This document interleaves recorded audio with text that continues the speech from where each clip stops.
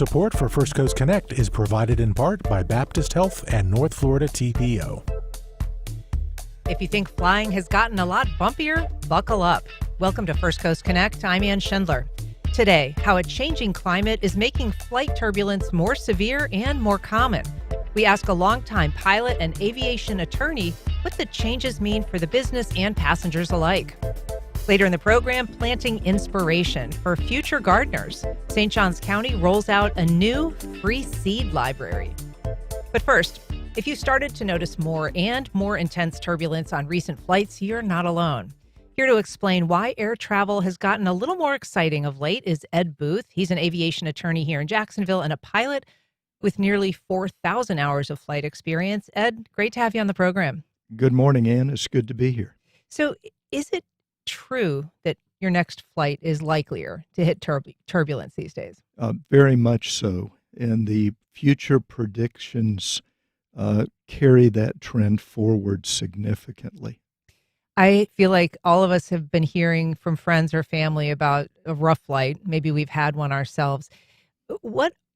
And some of these are moderate. People don't like turbulence. It can be frightening for people who aren't afraid of flying. But I feel like we've been hearing more of these horror stories lately. And there was one in Florida here that some might remember from October. It was a JetBlue flight from Cancun to Newark, but it had to make an emergency landing in Tampa because it had a big drop in a very short period of time. And a lot of people were injured, 20 people hospitalized in that incident. And that's just sort of a recent one that had a local connection. There are some really significant incidents that have happened. According to the FAA statistics, there are about 50 incidents of that type every year. An incident being described as where there is one or more serious injuries on board, and that certainly qualifies. The good news is that these are almost never fatal injuries, but they are serious injuries, and it's something that the industry is working hard to try to find a solution for. We mentioned that you're a pilot. Tell us a little bit about your own experience flying when it comes to flight turbulence. Well, as a basic concept, if you fly early in the morning, you have a smooth ride. Late in the afternoon, particularly during the summer here in Florida, at lower altitudes, 2 to 15,000 feet, it gets a little bit bumpy, but it would be categorized as light turbulence. When you get into crossing frontal boundaries and thunderstorm activity, then it gets into the moderate, and you should never put yourself in a position where you're flying into known severe turbulence. But it is a factor here in Florida, more so in mountainous regions for reasons due to the dynamics of the jet stream and its interaction with terrain. Yeah, you personally have been in some very difficult situations, turbulence-wise, though. I have nothing that concerned me, but it's uncomfortable. And why is it not of concern to you as an experienced pilot? Because I study the weather patterns and I try to avoid situations where turbulence could be a problem. The type of turbulence that causes the most injuries is known as clear air turbulence. It's responsible for about 40% of the injuries. I fly piston-powered airplanes at lower altitudes, so clear air turbulence isn't part of the equation. Why is that? It only occurs between about 20 and 40,000 feet, which is the typical cruising altitude of an airliner. Okay. So clear air turbulence is something that has been identified as a concern, and that is something that appears to be getting more frequent as our climate changes. What is happening with clear air turbulence, and why does it pose a challenge in terms of forecasting? It's very difficult to forecast. The primary way we learn about clear air turbulence is airplanes report it, so the airplanes following have knowledge of it. But it occurs in, as the phrase suggests, in clear skies. Other types of turbulence can be detected with weather radar and just visual observation. But there are any number of tools that forecasters use to determine regular turbulence. In fact, there are two websites we'll talk about in a minute where if you're going on an airline flight, you can type in the specifics of your flight and it will tell you what to expect on a particular day. Really? So if I'm flying today, I could go and check what's predicted to be my flight path. They'll tell me if I can expect turbulence. There's a website known as Turbly, turbli.com. And I ran an example this morning. If you were on United Flight 411 from Jacksonville to John F. Kennedy Airport, it departed at 8 o'clock this morning, lands at 9:50. You could expect some moderate turbulence about an hour and 15 minutes into the flight.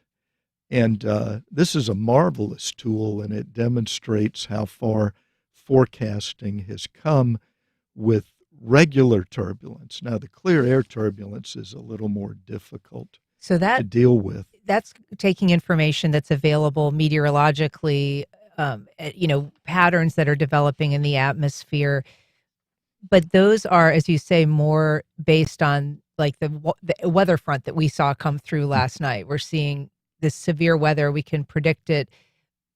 But clear weather turbulence, you're saying basically someone has to fly through it and experience that without knowing that it's there before other pilots, other airlines would be informed.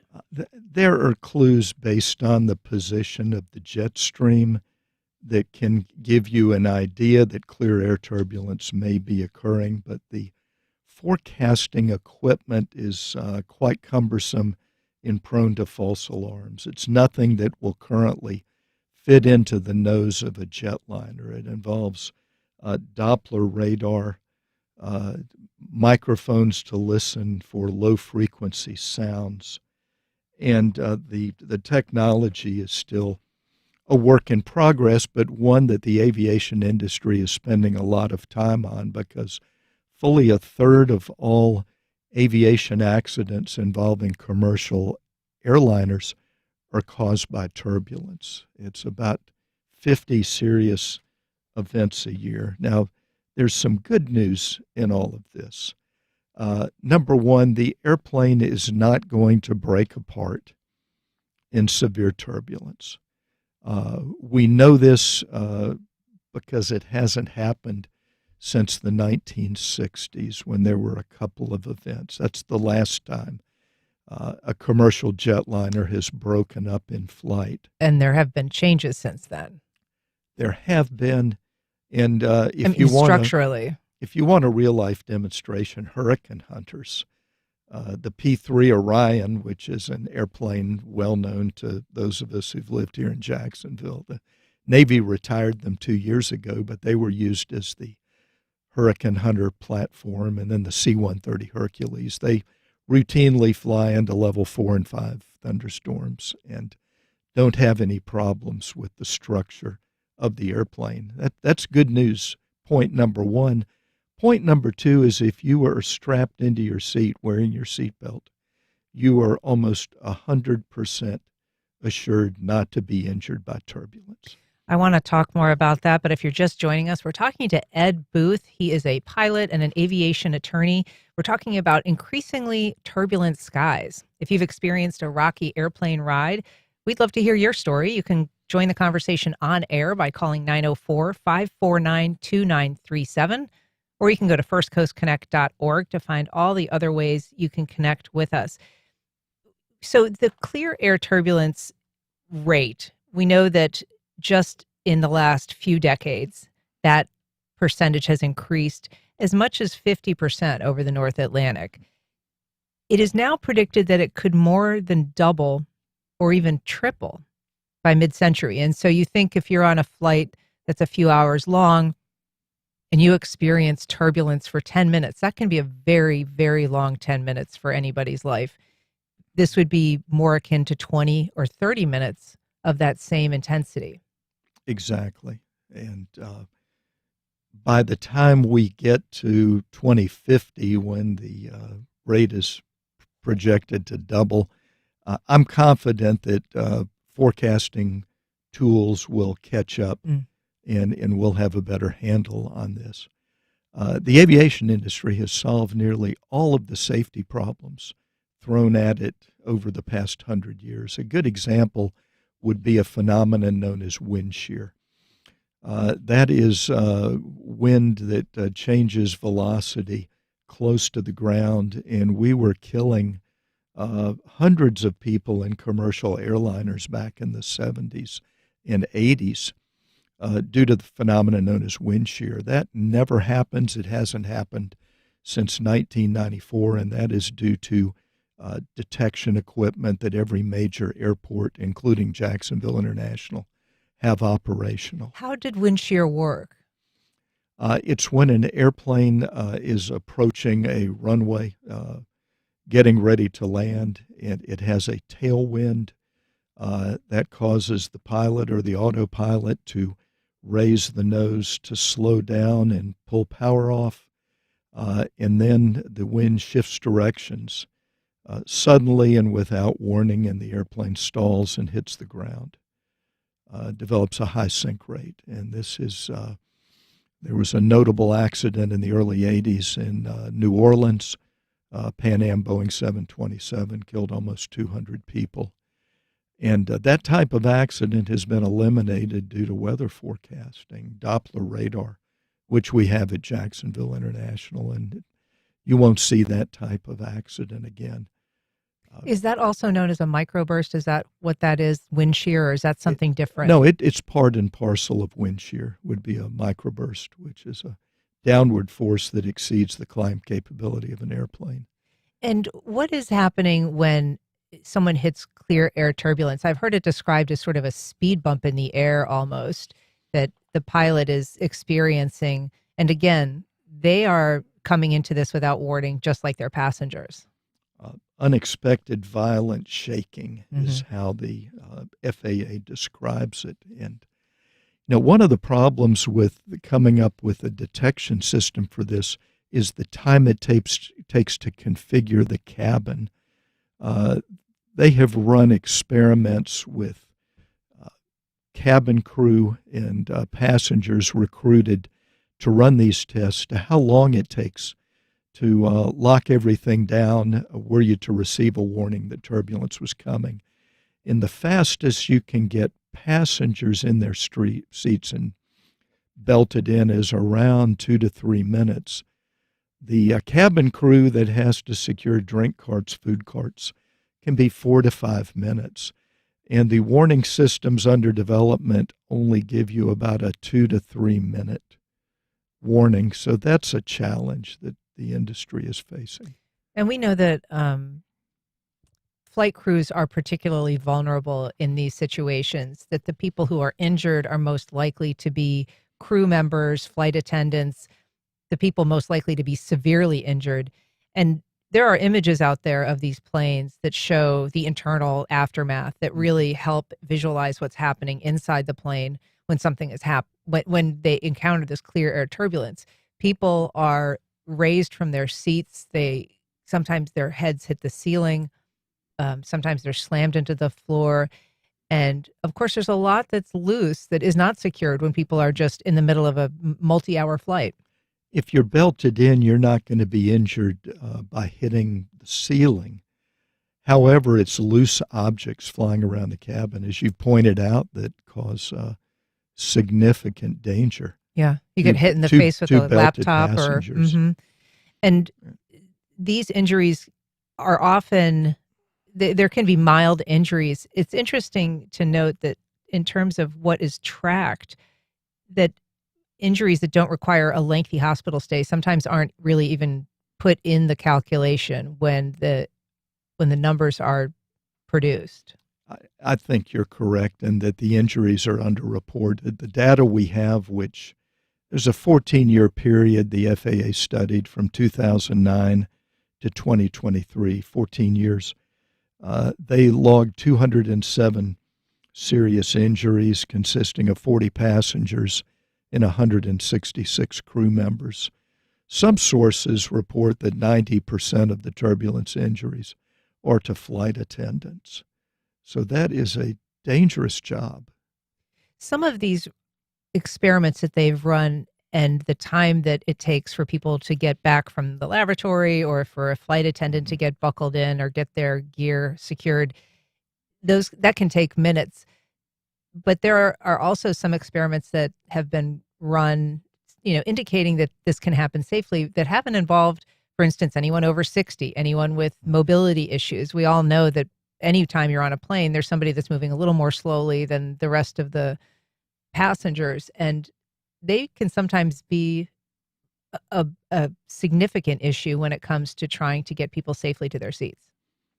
One of the fallacies in emergency evacuation of airliners is that the manufacturers, to prove to the FAA that they can get people out in a certain period of time, they hire athletes to serve as passengers. Really? To prove that they can do things. And what happens in real life is people don't move very fast, and they try to get their bags out of the overhead bins. And there have been suggestions that the overhead bins ought to be electrically locked before the flight takes off, so you can't open them under any circumstances, because it's risky business when people don't get out of the airplane. There are many crashes where everyone survives the impact and dies because they don't evacuate in time. There was a recent story in the New Yorker about air turbulence, and in that they talk about the fact that those who do survive tend to skew young and male, suggesting that there is, in a survivable situation or a partially survivable situation, an instinct that takes over. And it really does become whoever is able to make it to the exits and to do so rapidly is much more likely to survive. I mean, the pre-flight briefing that everyone seems to ignore is really serious business. When you sit down in an airliner, you at least ought to determine where the nearest emergency exit is. It may be behind you, not forward. People don't really listen to those. What are airlines doing to prepare people for this increase in turbulence? I've noticed certainly the buckle in warning has gotten more routine. They used to almost encourage you to get up and move around, right? It sounded like, but now they really emphasize if you're going to be in your seat, you should remain buckled. It's a fine line. Some captains I have flown with just leave the seatbelt sign turned on all the time, which is counterproductive because people then ignore it. Huh. The proper way to do it is when turbulence is about to be encountered. And sometimes it's forecast. Sometimes they get reports from other pilots. There's a formal system of disseminating that information from airplane to airplane. So you do get some advance warning of that, but it's a tricky area, that of cabin safety. I know some of the airlines, now that there are video screens everywhere in cabins, have tried to produce humorous little videos on safety, and I think this is pretty effective, and you'll probably see more of that. It is hard to rip people's attention away from their screens or whatever else they're doing, getting ready for a flight, to get them to pay attention. Let's talk a little bit about the structure of these planes themselves.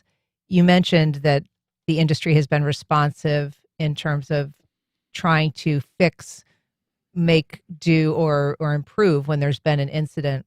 What are they able to withstand, these large commercial aircrafts? I mean, if you're on a plane and it's getting hit by some severe turbulence and you look out the window and you see the wing moving, a lot of people think that's a sign of near disaster. I would disagree. As long as the pilot maintains control of the airplane, that implies keeping the wings reasonably level and not attempting major excursions in pitch, that the airframe is not going to fail. One of the ways to handle turbulence is simply to slow down. So And talk that, about the physics of that and why that makes a difference. you're stressing the airplane more the faster you go.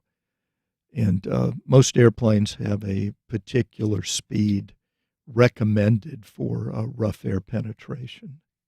I've seen it said that a plane wing can bend as much as a 45-degree angle without breaking, or have a range of motion at the tip of about, as much as 25 feet or so. Does that sound about right to you in terms of your understanding of how these are built and what they can take? It does, and particularly with composite structures. What does that mean?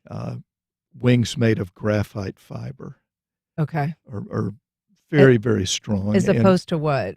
As opposed to aluminum riveted together. Uh-huh. But it's just simply not a problem anyone needs to worry about a structure failing.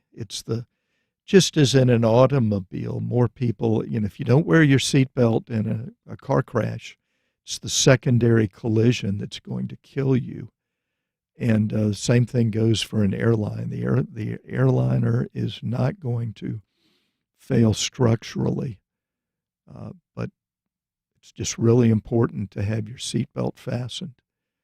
If you don't, absolutely need to get up and move around. So how do you fly these days? Do you approach commercial air travel any differently than you used to?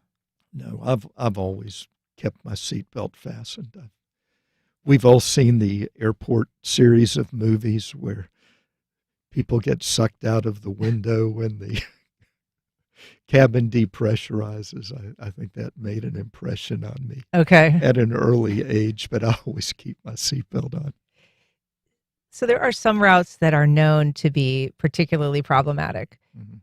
Let's talk about that. Why are some routes more likely to be susceptible, particularly to clear air turbulence, but just to weather patterns in general? What's happening?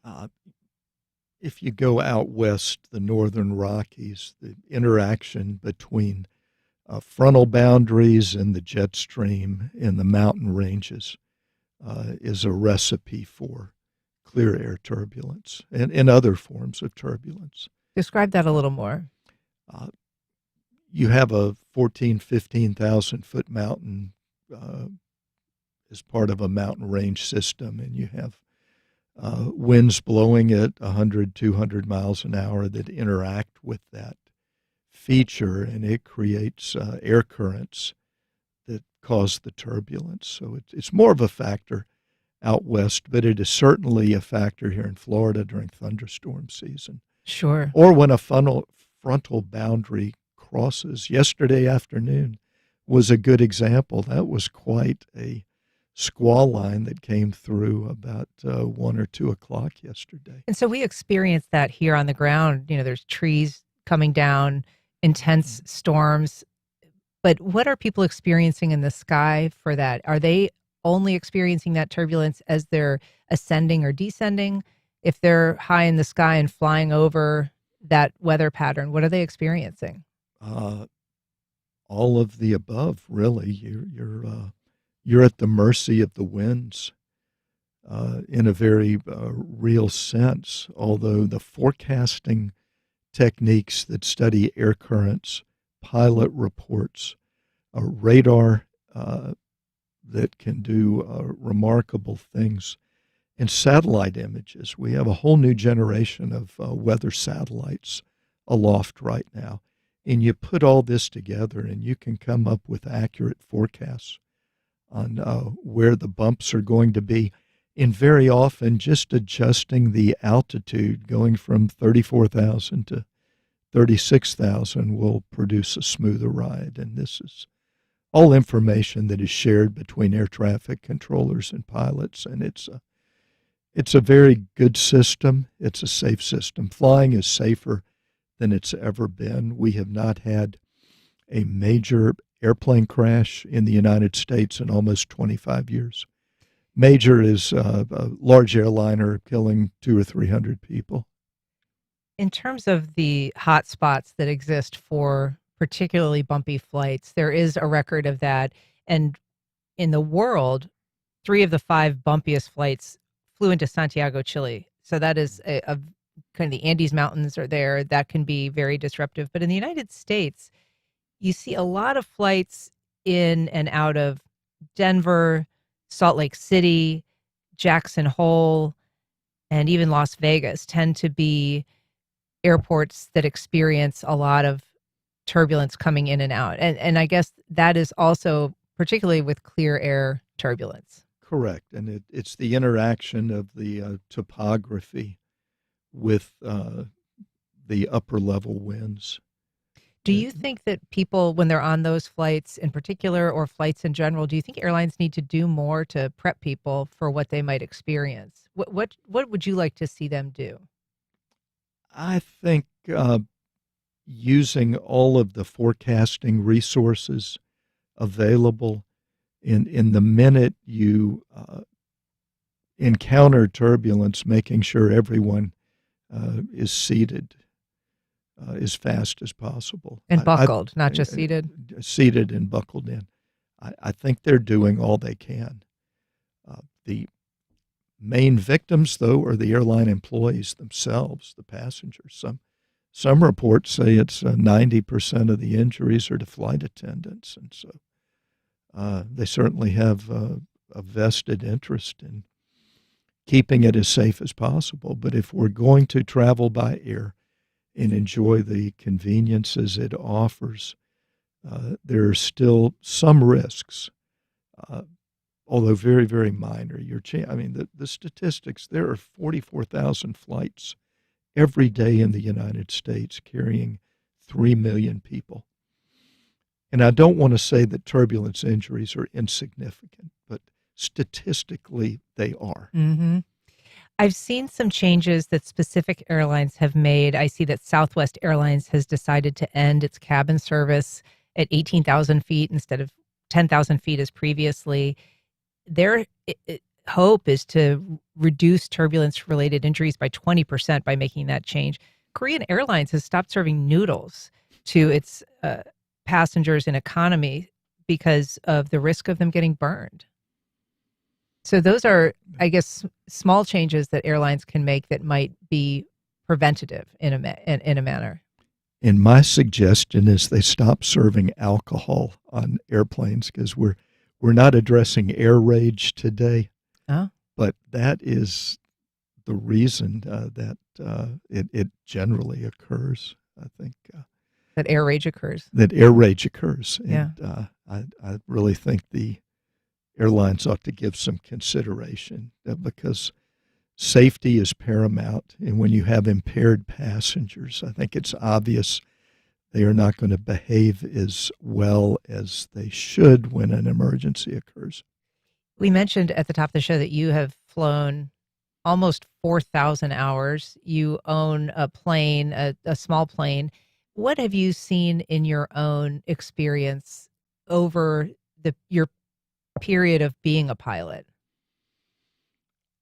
Rapid advances in technology. I've been flying small airplanes about 50 years now, and we now have equipment that we could only have dreamed of 40 or 50 years ago.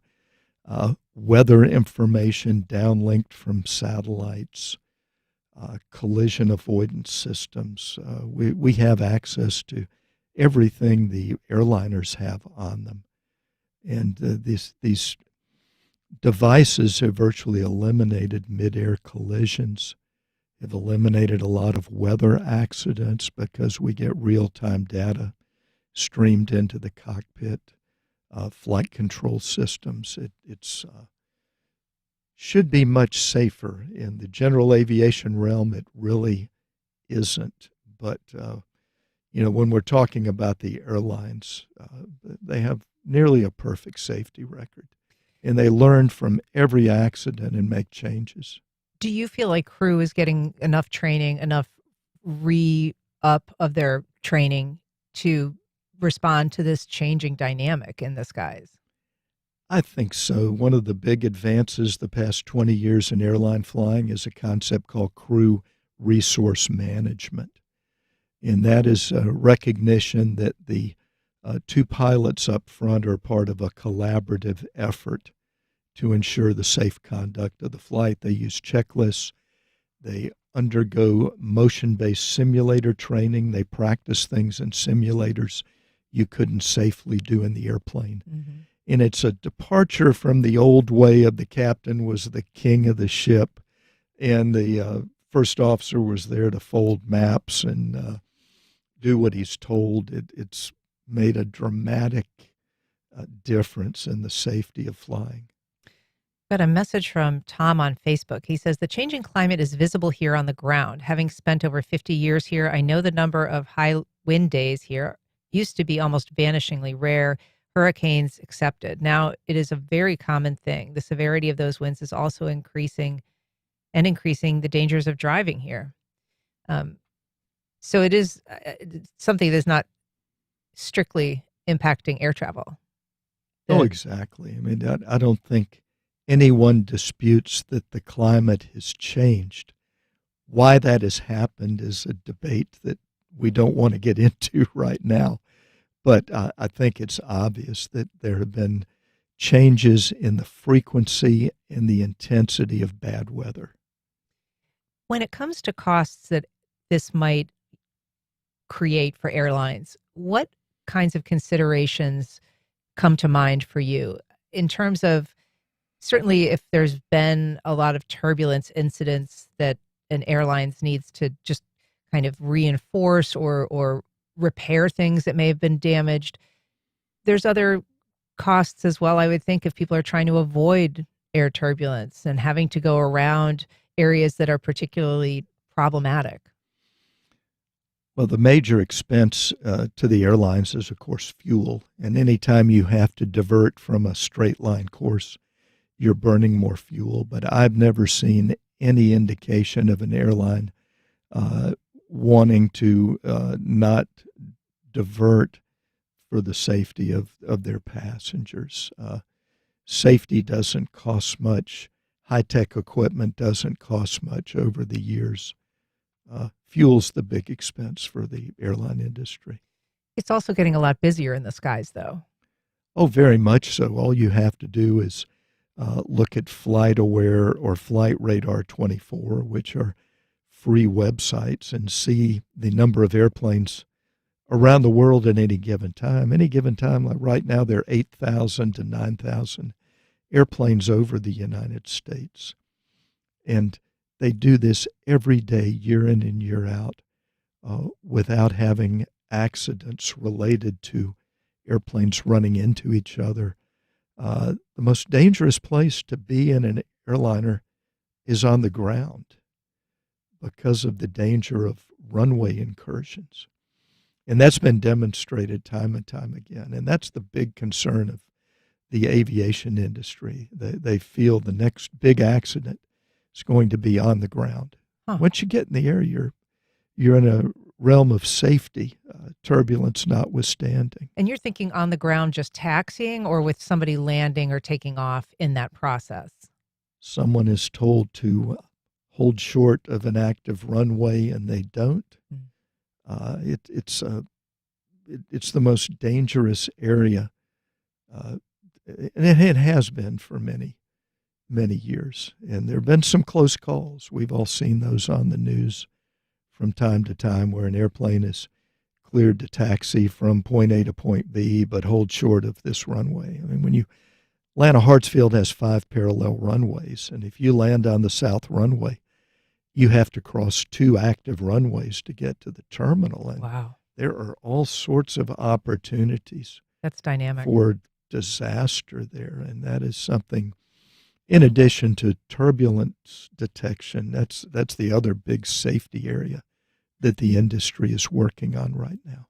In the scheme of things, how do you rank this as an issue of concern? I mean, this is a time when we're seeing large departures of air traffic controllers. FAA is seeing its staffing cut. There are conflicts around the world in, various places that perhaps could pose a danger to air travel. How do you What are your concerns, primary concerns, when it comes to safety and air travel? There is so much redundancy built into the system. A pilot doesn't need the air traffic controller to safely operate the aircraft. The aircraft has independent systems that tell the flight crew where other airplanes are. And of course, you can always look out the window and get an idea of what the situation is. But it is a well-orchestrated system where there are checks and balances. And thus far, it has proved foolproof. Like I said, we haven't had a major airline disaster in the United States in 25 years. And there have been years when there have been 0 accidents, 23, 24. Were very, very safe years. And we learned from every accident. I mean, the most recent one in Washington, D.C., the commuter airliner and the Army helicopter, we will learn from that. One thing we've learned is that people had been warning of that happening for a long, long time, and no one heeded the warnings. You've got a regulatory system where the FAA makes the rules, but a organization called the National Transportation Safety Board determines the probable cause of the accidents, and they make recommendations to the FAA, which more often than not aren't followed. And so there's a lot of work left to be done. But still a safe way to travel. Safest place to be is in the cabin of an airliner, by far. Well, Ed Booth, he's a pilot. He is a local aviation attorney, and we're very glad to have him on. Thanks, Ed. Thanks so much for being here. It was a pleasure to be with you today. All right. Up next, a free seat exchange program is branching out in St. Johns County.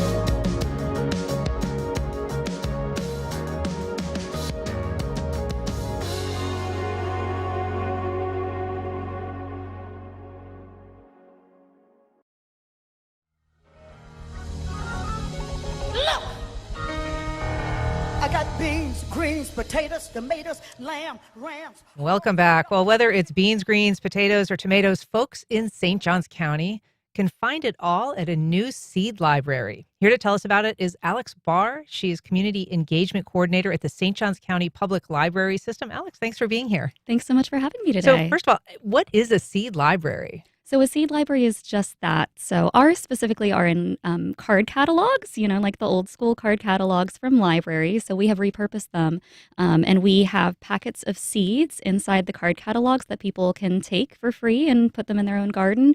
But just like a library, we also ask that people return seeds so they can donate their own seeds. Okay, so these are seeds that people can take home and plant.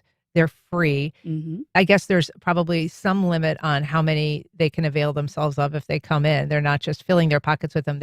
True. We do ask that they take 6 packets at a time, but of course nobody is there checking. So if they take a couple extra or just take one when they come by, totally fine. Okay. And they can take them for free, plant them in their own garden. We really want to make gardening accessible to everyone so that they don't have to spend a lot of money on it. And so if people are interested in doing this, these seeds are unique in some ways because you are trying to foster a healthy local locally based agriculture. So tell us a little bit about the kinds of seeds that you're offering. Sure. So we have a whole mix. A lot of our seeds are based on donations. So some of those do come from local organizations. Some of them come for big box stores as well. But that's why we encourage as many people as possible to donate their own seeds that they get from their own gardens at the end of a growing season. So we have a little bit of everything in our seed libraries as a result. And the seeds that you ask people to donate, explain to us a little bit about what an open pollinator is. Those are the kinds of seeds that you're primarily offering, as opposed to a hybrid seed in terms of the ability of those to sort of repopulate year after year. Yeah. So a lot of our donated seeds from either from grants or from stores, some of those are those hybrids. But what we're really searching for to be donated and also from the public is those open pollinated seeds. Those are from plants that have already grown in our area. So they're perfect for our type of soil, our type of weather, the pests that we have here, all of those. They support the ecosystem and they also help support pollinators that are living in our ecosystem. Plus, they tend to taste better and grow better in our area as well. And hybrids, I guess, once they're planted, their seeds are not necessarily fruitful in terms of being able to replant them. Why is that? So they're really not grown here. Those are grown in labs and, small greenhouses by large companies. They're designed to grow a certain way. They're hybrids of multiple different kinds of plants. And even if you save those seeds, you're not necessarily going to see success with those, especially with whatever kind of hybrid it is. They tend to take on more of the parent plant, one or the other. So if people are interested in donating, how do they harvest the seeds? How do they store them? How do they bring them to you? How long are they good for? So we follow a first in, first out kind of policy. So we try to rotate our seeds so that the oldest are at the front, the newer ones can come out a little bit after. But if you want to get started with saving seeds and donating seeds to the library, we ask that at the end of the growing season, save as many of your seeds as you can, let them dry out. The biggest thing is to save them and label them for us so that we know what they are and we don't just have a bag full of random seeds. Mystery seeds. Yes, it does happen. But we ask that people label them. It doesn't have to be in an envelope like this, even just a little baggie. We have little paper envelopes that go into all of our card catalogs, but really just a baggie with a label on it is perfectly fine. And we have a box at each of our seed libraries where you can donate them. And I know that heirloom seeds, which are, ones that have been passed down and really are known for their superior flavor, are also a focus of yours. Do you have to be a member of the library? Do you have to be like a card-carrying library member? No. We don't check your library card. So really any members of the public can come in, although library cards are free. So we encourage you to get one while you're there. But you don't have to be a card-carrying patron to utilize our seed libraries. We're so excited that we just opened a new one at our main library in St. Augustine. Because this was something that started at your Southeast branch and was a success. Yeah, in 2019, we started it in partnership with Edible Northeast Florida and the St. Augustine Amphitheater Farmers Market and Maritime Creative. They're the ones who donated the card catalog. And it has just been wildly successful, and our patrons have just been begging for us to expand it. So we're thrilled to now be able to offer it at the main library, and we're going to be working on expanding it to other areas as well. Well, Alex Barr, it's a great project. Thanks so much for coming on to talk about it. Thanks for having me. All right. Up next, from cold brews to docks and races, we'll tell you what's on tap at the annual San Marco Beer Fest.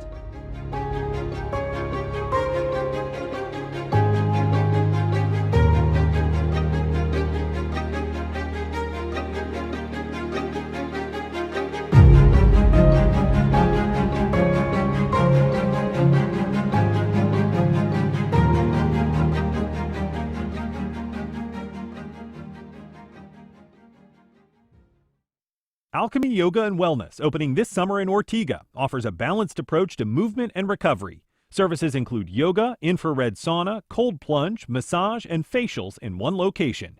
More information at alchemyjacks.yoga. The Cummer Museum of Art and Gardens presents Art in Bloom, uniting nature and creativity with flowers made of glass, ceramics, paper, wood, and even Lego. On display through September 13th. More information available at cummermuseum.org. Terrell Hogan Law. I'm Wayne Hogan. Highway, hospital, home, work. Where injuries happen can make a difference in the law and the outcome. More at TerrellHoganLaw.com. Dependable, intelligent, local. WJCT News 89.9, where Jacksonville turns for trusted news and insight every morning. Iran's new Ayatollah Mojtaba Khamenei issued his very first statement just days ago. We will never retreat. We will revenge the blood of our martyrs. He hasn't been seen or heard in public, so we'll talk about who Mojtaba Khamenei is, how he thinks, and how he might lead Iran down an even harder line than his father did. That's on the next On Point. Today at 11 on WJCT News 89.9. Wars are fought by militaries, but they're usually ended by diplomats. So what happens when diplomacy is sidelined? As the conflict with Iran continues, we look at the role diplomacy once played when a war is already raging. What happens when negotiations, expertise, and international alliances are weakened? That's next time on 1A. Today, starting at 10 on WJCT News 89.9.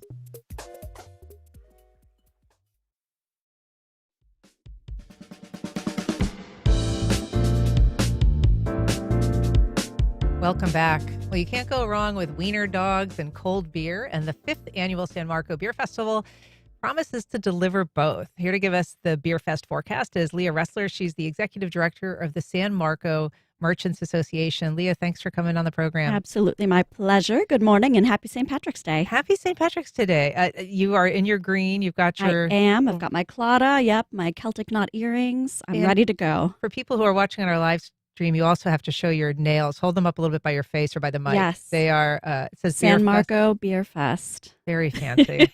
That's excellent. So love it. Got to obviously represent. Very excited about the Beer Fest. The manicures involved. Tell us about this year's event that we mentioned. This is the 5th. It is. It's the 5th. We are so excited. Obviously, we want the event to go on for forever, but 5 years is a good milestone. Yeah. So it's coming up this Saturday, and all of the different items are falling into place. We're going to have a great event. We've got more vendors than in the past, all local brewers. So it's a great opportunity for people to try local beers.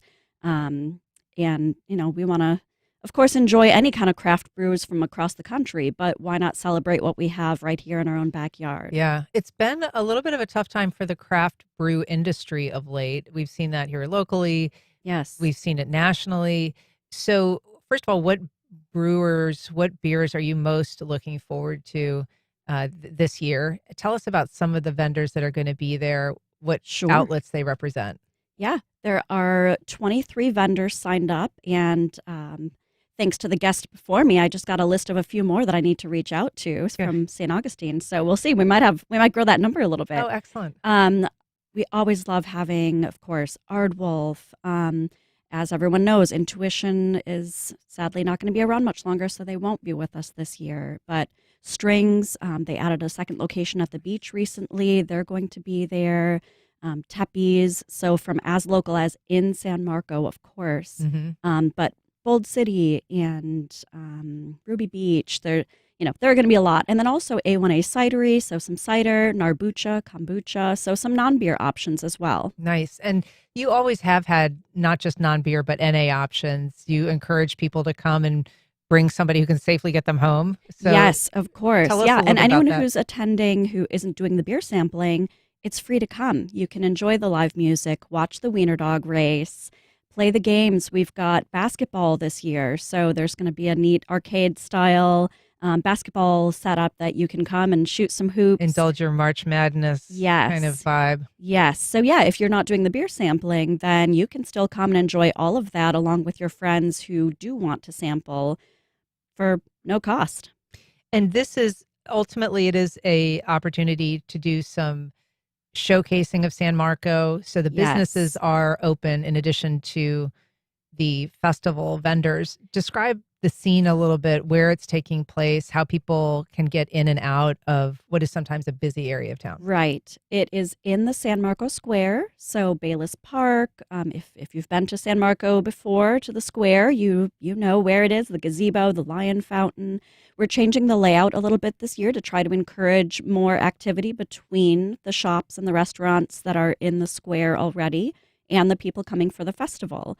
So it's going to be expanded. The tents are going to be a little bit closer to those shops and restaurants with more break points so people can easily get in between. And maybe you want to take a little break and go sit down inside and have a bite to eat, although there are food vendors at the event as well. But you might want to stop into Taverna or Fourscore or something and have a bite there, cool off in some AC if it's warm on Saturday. Or do some shopping. Go into the bookstore, the wardroom. Yeah, lots of great stuff. Spice and tea exchange. Oh, I love going in there. There is a on-site T-shirt printing, which I thought was new this year. What's the deal with that? Yes, we wanted to have T-shirts or tote bags, things like that people can take away from the event and enjoy as a memorabilia object. But, how do you plan? What sizes? Is that everyone going to want this color? So we thought, why not just find someone who can do it on site and people can choose. Do they want long sleeve, short sleeve? This color, that color? Do they want it printed on the front or the back? So really customize it, within some parameters, of course, and have a fun takeaway from the event. It's sort of like the old-fashioned iron-ons that they would have at the beach. Yes, exactly. Axe throwing coming back, dachshund races coming back. Everybody loves those. Dachshund race, I know. We're so excited about the dachshund race. It has become a huge hit. We had almost 20 dachshunds last year. We're looking forward to so many more this year. And the prizes, first through third place, total a little over $1,000. Wow. So if you have a dachshund, bring them on. You want to enter them in that race. Yeah, get that money. All right. The event is the 5th annual San Marco Beer Fest. It's Saturday, March 21st. It goes from 1 to 5 at Bayless Park in San Marco. And we have a link on our website. Leah Ressler, thank you so much for being here. My pleasure. Thank you very much for having me. Have a great St. Patty's. You too. All right, that's our program. Thank you for listening. If you have feedback or suggestions, you could submit either at firstcoastconnect.org. First Coast Connect is produced by Stacey Bennett. Our associate producer is Isabella Casapow. Our show is directed by Brady Corum, and our theme music is performed by Club de Belugas. Join us tomorrow when we hear from 2 local leaders about the challenges facing the nonprofit industry. I'm Ann Schindler. You've been listening to First Coast Connect on WJCT News 89.9.